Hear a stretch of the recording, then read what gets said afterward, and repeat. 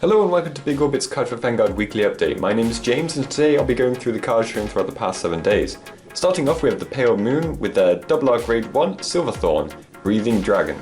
Its skill is Auto Rearguard Circle. At the end of the battle that it boosted, if your soul has 4 or more cards with Silverthorn in their different card names, cost Counterblast 1, put a Rearguard with Silverthorn in its card name into your soul that this unit boosted, and call a card with Silverthorn in its card name from your soul to Rearguard Circle. It doesn't even say you have to call to the same circle as the one that was removed from, so you can put the new unit on an Excel circle or call it to another Breathing Dragon column to get this skill to continue. Silverthorn Beast Tamer Shader is a interesting grade 2. It has 8k power with Auto Guardian Circle when placed. Cost, put this card into your soul, and if your soul has 4 or more cards with Silverthorn in different card names, one of your units gets plus 15,000 power until the end of the battle. So it doesn't do much early game apart from set up the soul, but is very nice buff of shield for an XL clan.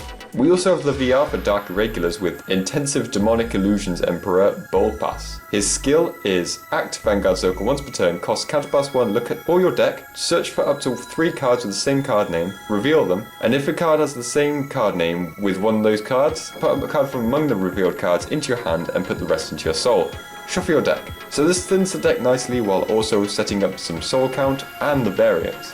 His second skill is Auto Vanguard Circle. When it attacks, if your soul has 2 or more grade 3s, choose one of your or your opponent's rearguards, retire it, and this card gets the power and critical of that unit until the end of the battle. Now you can easily get the grade 3s in your soul through this first skill, and it's free pressure each turn. Vertiger Jaeger is a grade 1 with Auto, when it is retired from Rearguard Circle or Guardian Circle, costs Counterblast 1, put this unit into your soul. Not amazing on its own, but it is a lot more useful combined with the second ability of Auto Soul. When your opponent's Rearguard is retired by card effect, cost, bind this unit, and draw a card. Lastly for Dark Irregulars, we have the variance Hard Leg. He's a grade 2 with Auto Rearguard Circle when placed. If your soul has 3 or more cards with different card names and they have 3 or more cards with the same, until the end of the turn, when your opponent would call cards from his or her hand to Guardian Circle, he or she must call 3 or more at the same time. Considering that's a whole turn, this is incredibly devastating. This is especially good with Master of 5th Element, who can restand your whole field. There are a new group of Murakumo cards called Agents,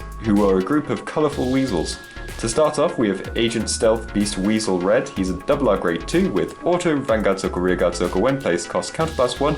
Discard any number of cards from your hand, search your deck for up to the same number of cards with Agent in their card name that you discarded, call to Rearguard Circle, and shuffle your deck.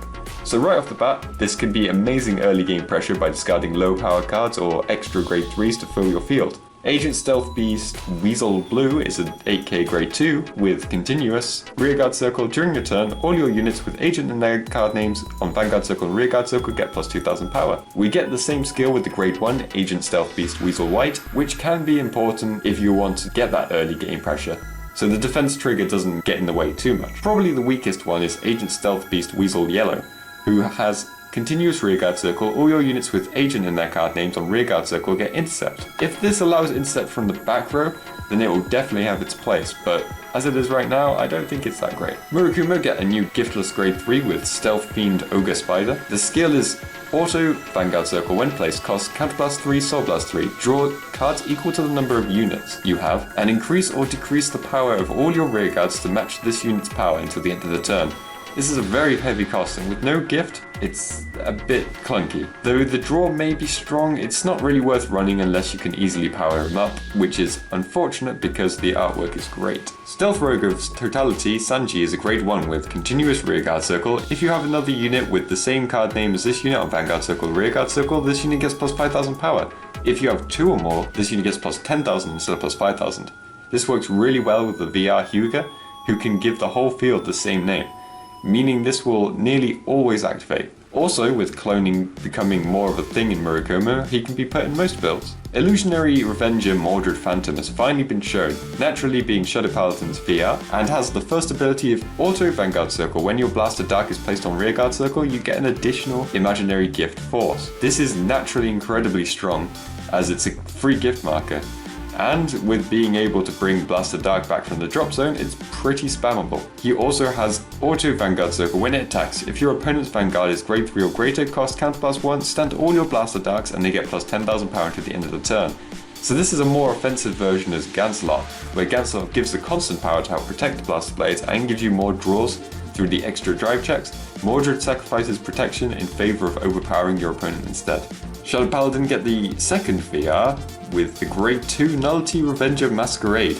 His first skill is Auto Vanguard Circle, Rearguard Circle. When placed, look at 7 cards from the top of your deck, reveal up to 1 Illusionary Revenger Mordred Phantom or Blaster Dark from among them, and put them into your hand, and shuffle your deck. If you put a card from your hand, retire one of your rearguards. For nearly no cost, you can easily get the units you need. He also has continuous Vanguard Circle, Rearguard Circle. During the battle it attacked Vanguard, it gets plus 3000 power, so it can easily hit Force Grade 3s. Barrier Troop Revenger Dorant is a R Grade 2 with Auto Rearguard Circle. When placed, costs Counterblast 1, Soul Blast 1, and this unit gets plus 10,000 power to the end of the turn.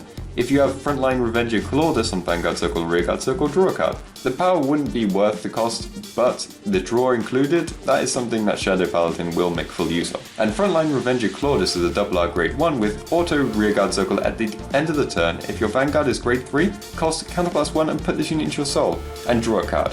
If you have Barrier Trooper Dorant on Vanguard Circle, Rearguard Circle, countercharge 1. More draw power is always useful, and getting soul helps for fuel. Major Rigger Mass is a Grade 2 with Auto Rearguard Circle. When it attacks a Vanguard, if your opponent has no rearguards, cost Counterblast 1 and draw 2 cards, and retire one of your rearguards. This is super good for a singular and really brings you back into the game, especially as you can retire a Grade 3 rearguard who would have no shield to draw 2 cards, which potentially do have a pretty big shield. And very lastly, we have the Grade 3 Knight of Cruelty Dubdren. His skill is Act Vanguard Circle, Rearguard Circle once per turn. If your opponent has 2 or less rearguards, cost Counterblast 1, draw a card, and this unit gets plus 10,000 power to the end of the turn. So there's a big theme in this set with Shadows getting draw power now, which is very useful for the clan considering a lot of them will be retired. And that is everything for this week. Be sure to check out next week when I'll be going through the card showing throughout the next 7 days, and I hope to see you next time. Bye.